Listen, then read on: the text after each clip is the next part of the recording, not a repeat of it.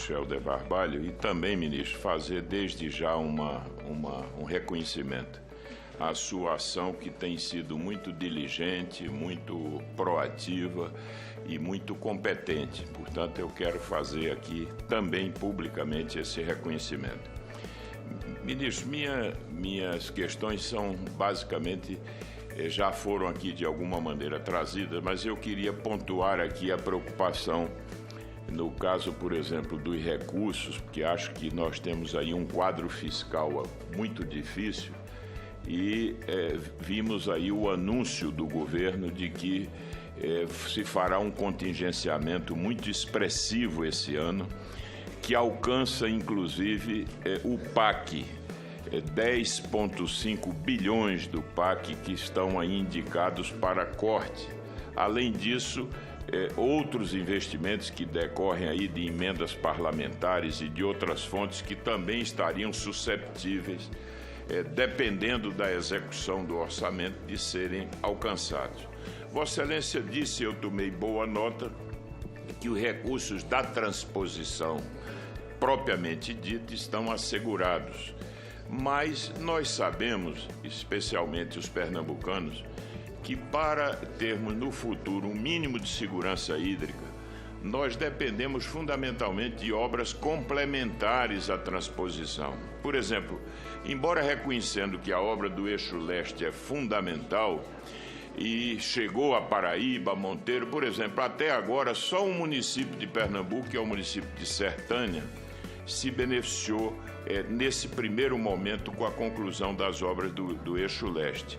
Nós ficaremos agora na dependência do ramal do Agreste, que vai captar recursos lá no reservatório de Barro Branco, lá em Sertânia, trazendo as águas aí para o açude de Ipujuca, ali em Arco Verde, que fica no sertão central de Pernambuco, e a partir daí da adutora do Agreste, poder chegar à região que tem hoje um problema hídrico dramático em Pernambuco, que é a região agreste, ou seja, é uma região de maior densidade populacional e que tem expressivas atividades econômicas que são muito demandantes de água e que nesse momento sofre de forma muito forte os efeitos severos dessa estiagem. Aí a nossa preocupação, quer dizer, como compatibilizar esse quadro de restrição orçamentária ao cronograma, ao andamento, ao avanço físico, ao avanço mínimo dessas obras complementares e, no caso, o ramal do Agreste e a adutora do Agreste, especialmente. Por exemplo, o ramal sofreu uma série de percalços e de atrasos e só agora nós licitamos o projeto, o recurso que se destina ao projeto executivo. Mas essas duas obras ainda vão demandar quase 2 bilhões de reais, ou seja, se levarmos em conta as necessidades do ramal e do que falta ainda para concluir a adutora do Agreste. Na adutora do Agreste nós estamos mais ou menos aí a uns 50%, um pouco menos de 50% da execução do projeto. Então, a primeira pergunta é: como podemos assegurar o mínimo de recursos para garantir a continuidade dessas obras que são absolutamente essenciais para internalizar em Pernambuco os benefícios do projeto da transposição? E o outro ponto, ministro, diz respeito a esse tema que foi já aqui trazido de forma até candente pelo senador Caiado, e eu queria me associar a ele. Vossa Excelência sabe que o Nordeste do Brasil sofreu de forma mais severa os efeitos dessa crise econômica, porque nossa região é mais dependente de transferências governamentais. Ou seja, se é verdade que a economia do Nordeste cresceu durante aquele período expansivo da economia a taxas superiores à média nacional, é verdade também que agora, nesse quadro recessivo, e até depressivo, nós sofremos mais os efeitos da crise econômica e isso se reflete, inclusive, numa estimativa feita agora, recentemente, senadora Elides, de que tivemos aí uma taxa negativa do PIB média de 4,3% nesse último período, ou seja, ficamos acima da média da queda do produto a nível nacional. Então temos, de um lado, esse problema da diminuição das transferências governamentais, que afeta diretamente a taxa de investimento da economia. E se a isso somarmos o fato de que os fundos constitucionais, que representam a fonte fundamental para prover recursos de investimento de prazo mais longo, se temos taxas absolutamente incompatíveis com as taxas de retorno dos projetos, nós estamos, por assim dizer, sem dois elementos que são fundamentais para dar um mínimo de propulsão à economia da região. Veja o que vai acontecer esse ano. Depois de toda essa mobilização, reduzir em 0,5 ponto percentual a taxa dos fundos, a taxa média. Ora, a projeção de queda da taxa básica de juros até o final do ano é de 3,5 pontos percentuais. Então, nós estaremos diante da seguinte situação: a taxa básica, ao final do ano, vai alcançar 8,75 e nós estamos com dinheiro para investimento a taxas superiores ou muito próximas ou superiores a essa taxa básica. Então, é algo absolutamente inadequado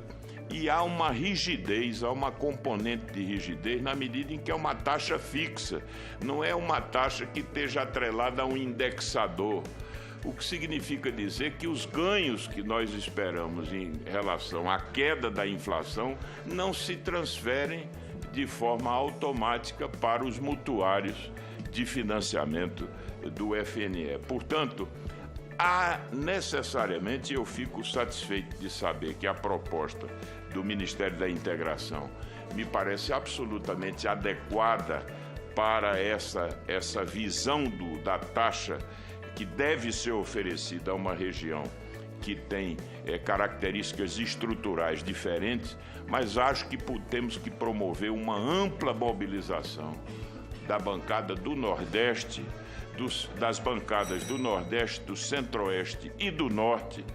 para que possamos ter taxas mais compatíveis ou minimamente compatíveis com as exigências de regiões que ainda têm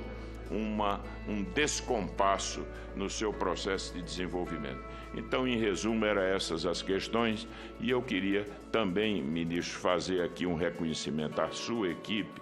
cumprimentando aqui a nossa presidente da Codevasp, a doutora Kênia, registrando também a atenção que ela sempre dispensa aqui aos assuntos de interesse dos parlamentares. Com relação à abordagem feita pelo senador Armando, dizer, senador Armando, que de fato nós vamos ter que construir conjuntamente a solução financeira para as duas grandes e importantes obras, senador Humberto, do estado de Pernambuco, o ramal do Agreste e a adutora. Nós tínhamos um planejamento que era trabalhar em paralelo a continuidade da adutora, executada pelo governo do estado, e o ramal do Agreste sendo executado por nós. Neste sentido, nós fizemos algumas tratativas orçamentárias com o planejamento e estamos aguardando uma resposta do Ministério do Planejamento no que diz respeito à suplementação destas ações. O que já está posto neste momento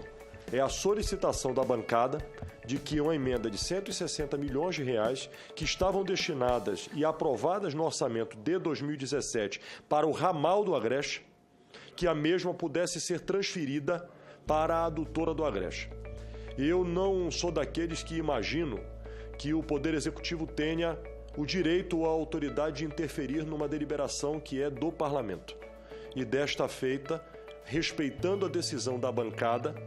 nós acolhemos e fizemos a comunicação no prazo devido, fazendo a transferência da decisão da bancada, que a princípio era para o ramal do Agreste, para a adutora do Agreste. Isso transmite para a adutora do Agreste uma segurança bastante considerável do avanço das obras. Hoje nós não temos qualquer passivo com o governo do Estado nesta transferência de recursos. Mas claro que isso dá uma certeza, uma segurança de um avanço e uma funcionalidade ainda maior com relação à adutora do Agreste, que já tinha uma dotação de 81, agora com mais 160, então nós estamos falando no horizonte de segurança, sem falar nas ações de suplementação de mais de 240 milhões assegurados para a adutora do Agreste. Com relação ao ramal, nós demos a ordem de serviço do projeto executivo e de obra, uma coisa conjunta, o projeto executivo já está pronto, mas nós estamos aguardando posicionamento por parte do Ministério do Planejamento com a retirada da emenda para efetivamente sabermos qual é o cenário final do ramal do Agreste para o ano de 2017. Esta é a realidade efetiva das duas grandes, importantes e estruturantes obras do Estado de Pernambuco.